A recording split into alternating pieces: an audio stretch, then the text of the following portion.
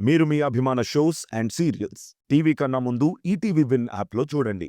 Download and subscribe to ETV win app. 99 రూపాయలు మాత్రమే.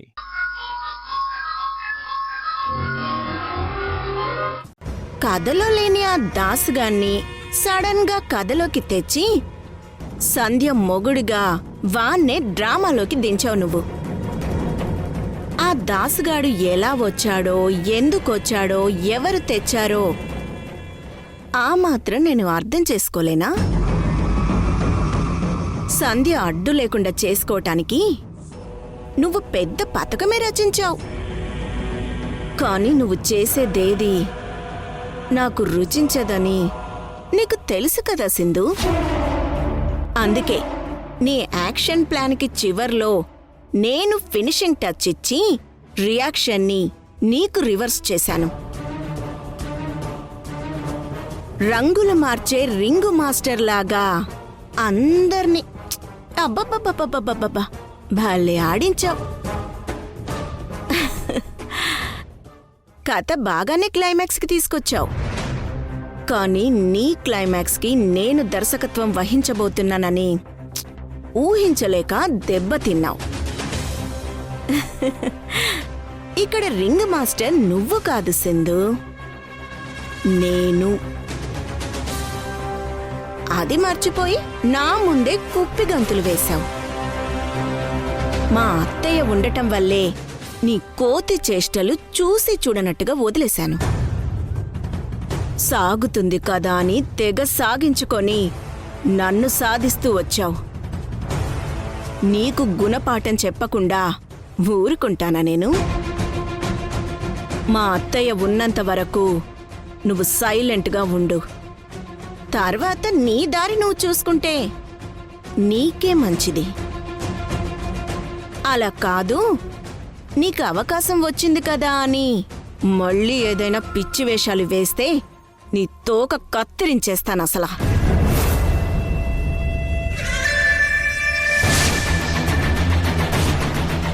భాగ్యానికి ఆరోగ్యం బాలేకపోవడం కూడా నా నాటకమే అని అత్తయ్యకి తెలిస్తే అస్సలు తట్టుకోలేదేమో.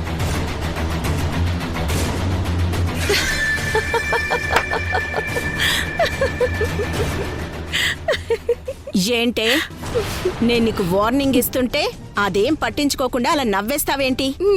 సంధ్యని కాపాడడం కోసం మీరు చేసిన ప్రయత్నం చూస్తుంటే నాకు నవ్వొస్తుంది అత్తయ్య. పిచుక మీద బ్రహ్మాస్త్రం ప్రయోగించి అదేదో గొప్ప విజయంగా ఫీల్ అయిపోతున్నారు. ఒక విషయం బాగా గుర్తుపెట్టుకోండి.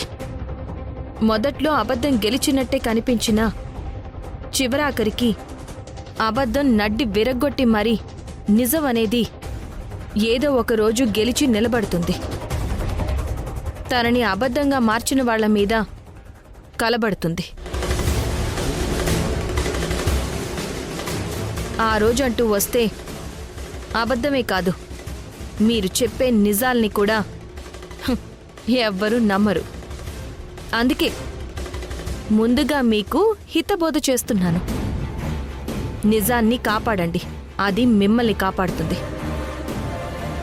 అబద్ధాన్ని కాపు కాసినంత కాలం మీ మనసుకి ఆందోళనే తప్ప శాంతి అనేదే దొరకదు.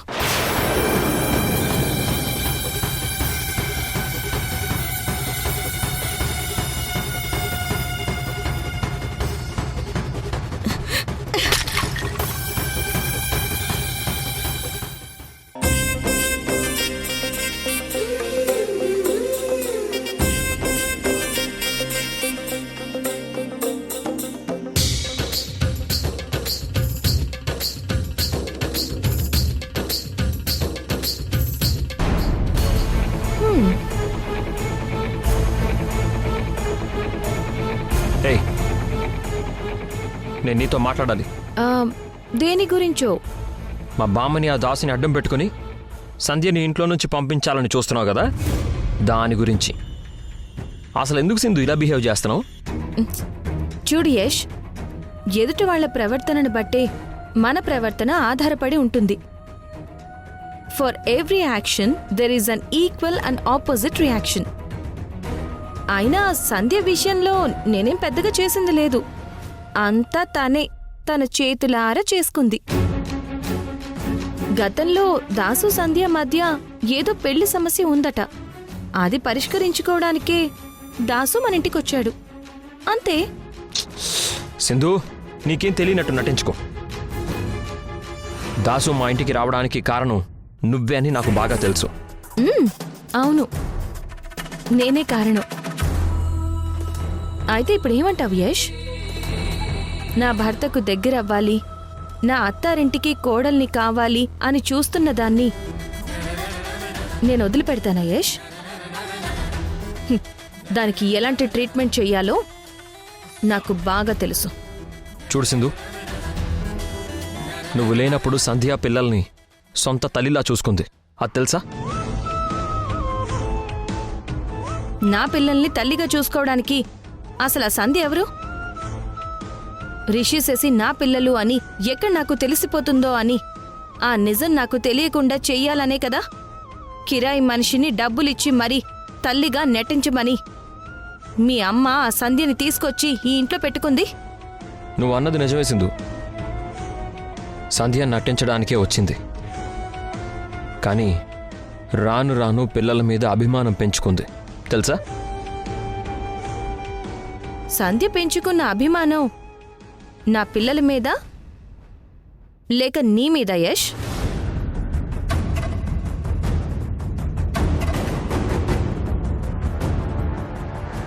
సంధ్య మెంటాలిటీ ఎలాంటిదో నీకు తెలియదు యష్, నాకు తెలుసు. దాని ప్రేమంతా పిల్లల మీద కాదు, నీ మీద. అందుకే మీ ఇంటిని పట్టుకుని వేలాడుతుంది. సంధ్య మీద నీకు ఎలాంటి ఇంట్రెస్ట్ లేకపోయినా కేవలం నా మీద కోపంతోనే దానికి దగ్గరవుతున్నావు, తనతో క్లోజ్గా ఉంటున్నావు. అది నాకు తెలుసు. అవును, అయితే ఇప్పుడేమంటావు? సంధ్య లెక్క తేలుస్తాను అంటాను. చూడు సింధు, అనవసరంగా సంధ్య జోలికి వెళ్ళకు. నీకు అడ్డుగా ఉందనే కదా సంధ్యని వెళ్ళగొట్టాలి అని అనుకుంటున్నావు. ఒక్క విషయం తెలుసుకో, సంధ్య వెళ్ళిపోయినా నువ్వు మాత్రం నాకు దగ్గర కాలేవు.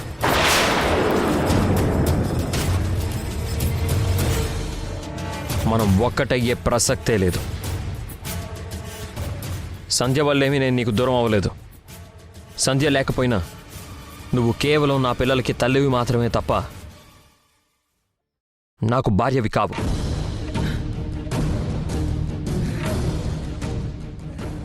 అనవసరంగా పిచ్చి పిచ్చి ప్రయత్నాలు చేయకసిందు.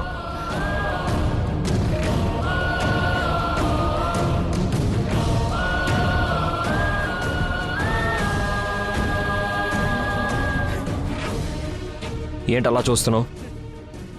ఎందుకు అలా చూస్తున్నావు?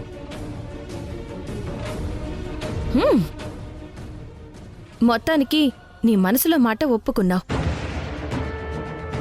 నా మీద కోపంతోనే సంధ్యకి దగ్గరయ్యాను అని. అది చాలు నాకు. చూడు యష్, నేను నీకు ఒక విషయం చెప్తున్నాను, గుర్తుంచుకో. సంధ్యని ఈ ఇంట్లో నుంచి పంపకుండా నేను అస్సలు ఊరుకోను. జస్ట్ ఇప్పుడు కొంచెంలో మిస్ అయ్యింది. ఈసారి ఆ పొరపాటు జరగదు, కరెక్ట్గా పర్ఫెక్ట్గా జరుగుతుంది. ఓకే? నువ్వేదో వర్క్లో ఉన్నట్టున్నావు, నువ్వు కంటిన్యూ చేసుకో. కూర్చో యష్, కూర్చో.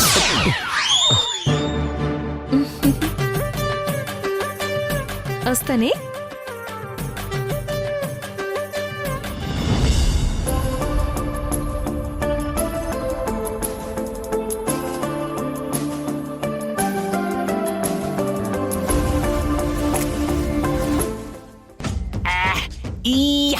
జిగిజిగిజి అయ్యయ్యా, ఓహోహో, నా కన్య ఎక్కడికి వెళ్ళట్లేదు.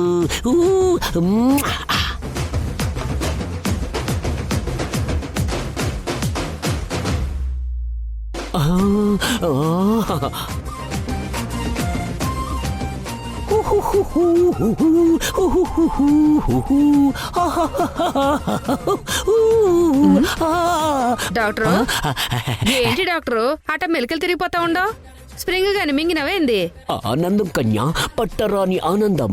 దేనికో అంత ఆనందం నువ్వు ఈ ఇల్లు వదిలి వెళ్లకుండా ఇక్కడే ఉండిపోయావు చూడు, అందుకే అందుకే అంతులేని ఆనందం. ఇదిగో డాక్టరు నీ తంతు మరి ఎక్కువైపోతా ఉండదు ఏం చేయమంటావు కన్యా? నిన్ను చూడగానే నాలో ఉన్న ప్రేమ నా మనసు ఢామ్మని బద్దలు కొట్టుకొని మరీ బయటకొచ్చి ఎక్కువగా ప్రవహిస్తుంది కన్యా. రా కన్యా, ఈ ప్రేమ ప్రవాహంలో ఇద్దరం అలా కొట్టుకుపోదాం. కొట్టుకుపోవటం కాదు, నువ్వు ఈ పిచ్చి వేషాలు మానుకోకపోతే నిన్ను పట్టుకుపోయి మూసి నదిలో ముంచేస్తాను. ఎందుకు కన్యా అంత హార్ష్గా మాట్లాడతావు? నువ్వు వెళ్ళిపోతావని నేను ఎంత బాధపడ్డానో తెలుసా? ఆ దేవుడు నా ప్రార్థన ఆలకించి నిన్ను ఇక్కడే ఉంచి నాకు ఎంత మేలు చేశాడో. కన్యా, నీకు నాకు మధ్య ఏదో తెలియని బంధం ఉంది. అందుకే ఐరన్లా నేను, అయస్కాంతంలా నువ్వు అతుక్కుపోతున్నావు. నీకు దండం పెడతా డాక్టరు, నన్ను వదిలేయ్. నిన్ను ఎలా వదిలిపెట్టగలను కన్యా? ప్రేమకి పట్టుకోవడమే తప్ప పట్టు విడవడం తెలియదు కన్యా. నీ చేత ఐ లవ్ యూ అని చెప్పించుకునేంత వరకు ఈ ప్రయత్నాలు ఆగవు. ఛీ! ఇదెక్కడి సంతరా నాకు. ఛీ!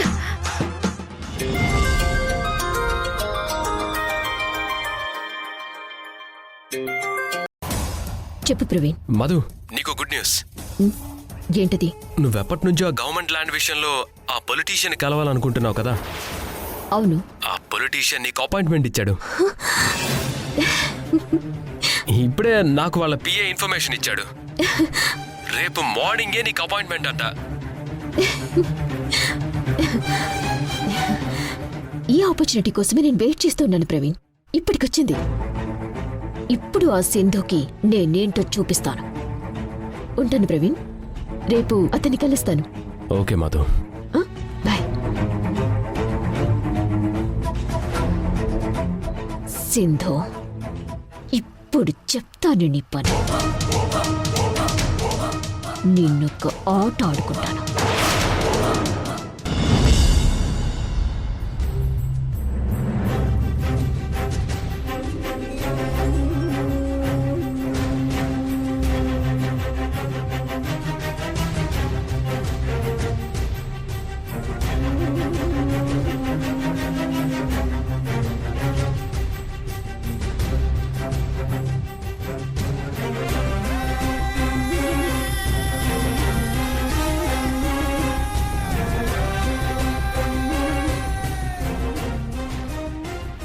యష్, ఏంటి? మీ వదిన డిజైన్ చేసిన ప్రాజెక్ట్ ఎలాగూ హోల్డ్లో ఉంది కదా. ఎందుకైనా మంచిది ఆ ప్రాజెక్ట్ని నువ్వు మళ్ళీ రీడిజైన్ చేయొచ్చు కదా. అంత అవసరం ఏముంది? ఆల్రెడీ మా వదిన చేసిన డిజైన్ బాగానే ఉంది కదా, మళ్ళీ రీడిజైన్ ఎందుకు? ఇంకా ఆ ప్రాజెక్ట్ స్టార్ట్ అవుతుందని నీకు నమ్మకం ఉందా యష్? ఉంది. ఆ గవర్నమెంట్ ల్యాండ్ గురించి ఏ ప్రూఫ్స్ లేవనే కదా మీ వదిన కూడా ఏం మాట్లాడకుండా సైలెంట్ అయిపోయింది. నేను సైలెంట్ అయ్యానని నీకెవరు చెప్పారు సింధు?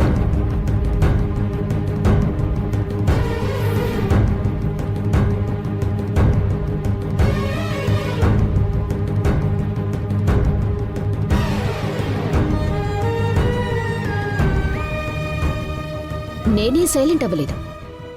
జస్ట్ కొద్దిగా బ్రేక్ తీసుకున్నాను అంతే. త్వరలోనే మళ్ళీ ప్రాజెక్టు పనులన్నీ మొదలు పెడతాను. నువ్వే చూస్తావు కదా, నేను ఒక అడుగు వెనక్కి వేసింది 4 అడుగులు ముందుకు దూకడానికి. వదిన, ఏదైనా సరే మనం ప్రాజెక్ట్ వర్క్ ఫాస్ట్గా స్టార్ట్ చేయాలి. లేదు మరిది గారు, ఇంకా ఆలస్యం ఉండదు. ఈ వారంలోనే ప్రాజెక్టు వర్క్స్ స్టార్ట్ చేస్తాను. ఎలా చేస్తావు మధు? ఆ గవర్నమెంట్ ల్యాండ్ తాలూకు ఎలాంటి పేపర్స్ మన దగ్గర లేకుండా వర్క్ స్టార్ట్ చేస్తే ఇప్పటికే పోయిన పరువు చాలదు అన్నట్టు ఉన్న ఆ కాస్త పరువు కూడా పోతుంది.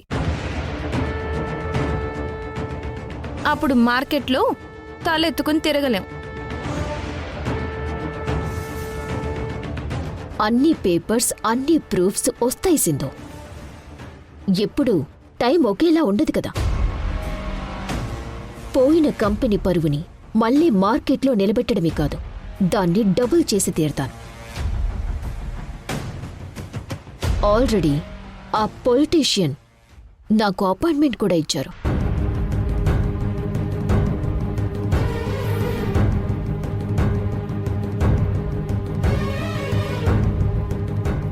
ఆయనతో ఆ గవర్నమెంట్ ల్యాండ్ గురించి మాట్లాడి ఫైనల్ చేసుకోవటానికి వెళ్తున్నాను. రేపో మాపో ఆ పేపర్స్ నా చేతికొస్తాయి. అప్పుడు ప్రెస్ ముందు వాటిని చూపించి ప్రాజెక్ట్లో ఎలాంటి బోగస్ లేదు అని అఫీషియల్గా పబ్లిక్కి అనౌన్స్ చేస్తాను. నేను అనుకున్నది సాధించేంత వరకు ఎలాంటి అడ్డంకులు ఎదురైనా వాటిని అధిగమిస్తూ అడుగులు వేస్తూనే ఉంటాను. ఈ మధు ఫిక్స్ అయితే దేంట్లోనూ రాజీ పడదు.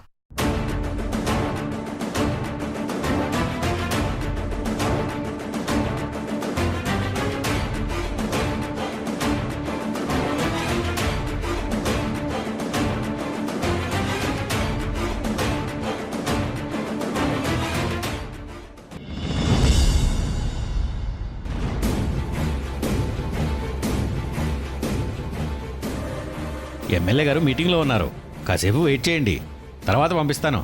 ఆ? అలాగే సార్.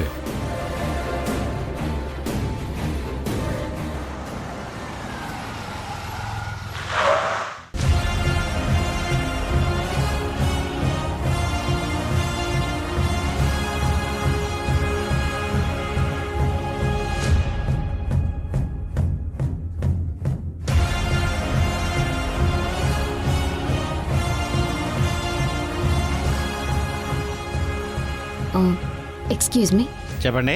సార్ని కలవాలి. యష్ కన్స్ట్రక్షన్ నుంచి వచ్చాం. అపాయింట్మెంట్ కూడా ఉంది. అలాగా, ఒక్క నిమిషం ఉండండి మేడం, నేను సార్తో ఓకే చెప్పొస్తాను. సార్. మీ పని అయిపోయినట్టే, నేను చూసుకుంటాను, ఏం పర్వాలేదు, వెళ్ళండి. నమస్కారం అయ్యా. నమస్తే. నమస్తే. అబ్బా, ఏంటిది? ఏంటయ్యా ఎంగట్రత్తం, ఇంకా ఎన్ని మీటింగులు ఉన్నాయి? ఒక్క నిమిషం సార్, అది ఇంకా 2 మీటింగ్లు ఉన్నాయి సార్.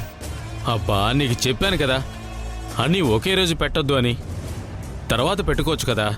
అసలే అవతల నాకు బ్యాంకాక్ పర్సనల్ ట్రిప్ ఉందని చెప్పాను కదా. హే, ఏం మనిషివో ఏంటో, అన్నీ బొట్టు పెట్టి చెప్పాలి. అసలు నీకు బొద్దుందటయ్యా. సాంప్రదాయిని సుప్పిని సుఖపూసని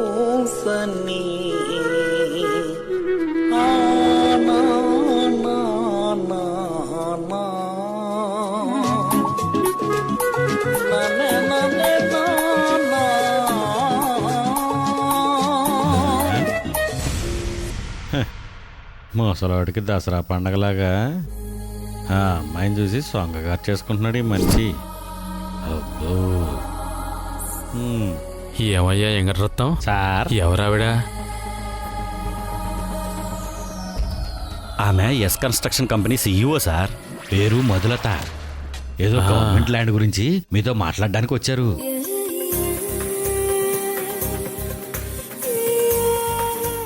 అవునయ్యా, ఇలాంటి వాళ్ళతో కదా ముందు మీటింగ్ పెట్టాల్సింది. అదో తెలిసి వేస్ట్ గాళ్ళందరితో మీటింగ్ పెడతావేంటయ్యా?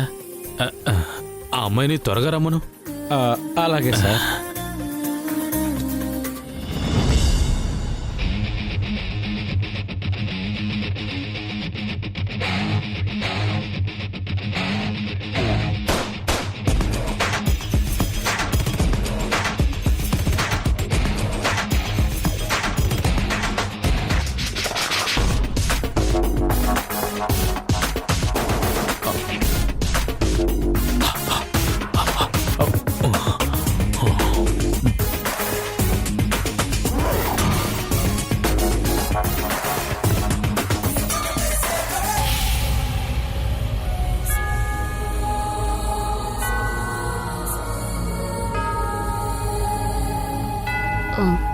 Hi sir.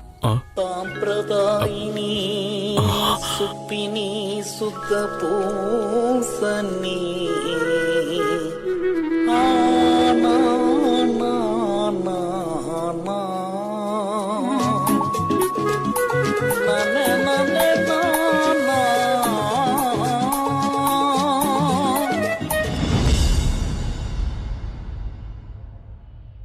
మనము ఇంతకు ముందు ఎప్పుడైనా కలిసామా? చాలాసార్లు కలిసాం సార్. లాస్ట్ టైం ఒక పార్టీలో కూడా కలిసాం.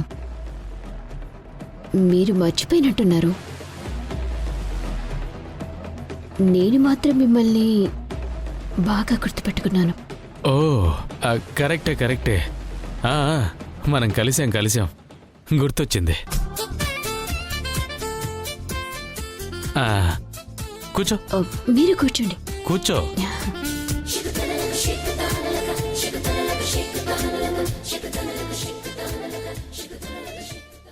ఇప్పుడు చెప్పమ్మా.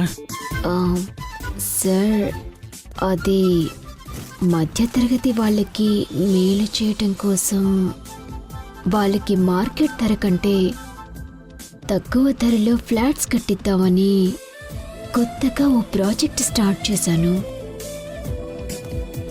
దానికోసం ఒక ల్యాండ్ కూడా ఫిక్స్ చేశాం. కానీ ఆ ల్యాండ్ సెంట్రల్ గవర్నమెంట్ అండర్లో ఉంది. మీరు ఎలాగైనా సరే ఆ ల్యాండ్ మా కంపెనీకి వచ్చేలా చేయాలి.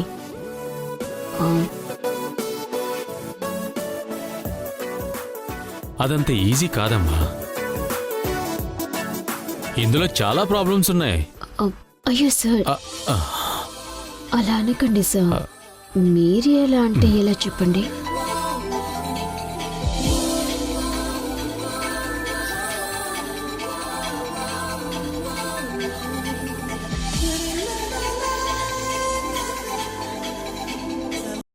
యష్, నేనేదో అనుకున్నాను గాని ఇమీడియట్ గా మనం ఆ ప్రాజెక్ట్ ని మొదలు పెట్టేద్దాం. అస్సలు లేట్ చేయొద్దు. మనకు కావలసిన సపోర్ట్ దొరికింది. ప్రాజెక్ట్ కోసం ఎంత ఫండ్ కావాలన్నా రిలీజ్ చేయడానికి నేను సిద్ధంగా ఉన్నాను. ఇంతకు ముందే ఆ పొలిటీషియన్ నాకు ఫోన్ చేశారు. సెంట్రల్ గవర్నమెంట్ నుంచి ఆ ల్యాండ్ మీ కంపెనీకి వచ్చేలా చేస్తానని చాలా సపోర్టివ్గా పర్సనల్ హామీ కూడా ఇచ్చారు.